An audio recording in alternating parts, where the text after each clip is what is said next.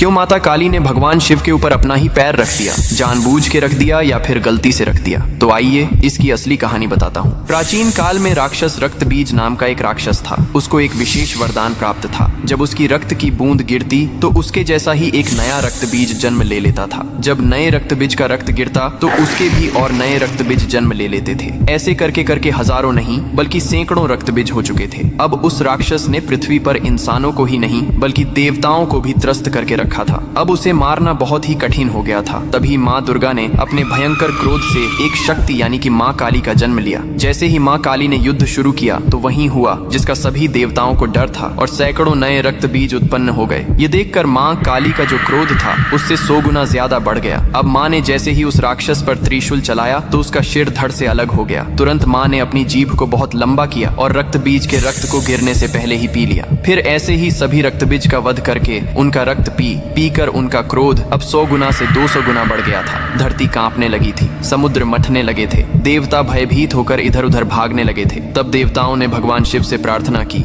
हे महादेव, आप ही माता काली के संताप को शांत कर सकते हैं। शिव ने देवताओं की पुकार सुनी और माँ काली के सामने युद्ध भूमि में पहुंच गए। लेकिन माँ अपने तांडव में इतनी लीन थीं कि उन्होंने शिव को भी नहीं देखा। तभी भगवान शिव ने स्वयं माता के चरणों में लेट गए। जैसे ही माँ काली का पैर अनजाने में शिव के सीने पर पड़ा, तुरंत उनका क्रोध शांत हो गया। उन्होंने नीचे देखा तो अपने प्रिय पति शिव थे। यह देखकर उनकी जीभ शर्मिंदगी से बाहर निकल आई। इसके बाद शिव ने मुस्कुराते हुए कहा, हे माँ, तुम्हारा यह रूप सृष्टि के संतुलन के लिए था, लेकिन यह रूप अब धरती पर बहुत धाम से पूजा जाएगा। यही कारण है कि तस्वीर में और मूर्तियों में माँ काली को शिवजी पर खड़े हुए दिखाया जाता है, जो बहुत ही शुभ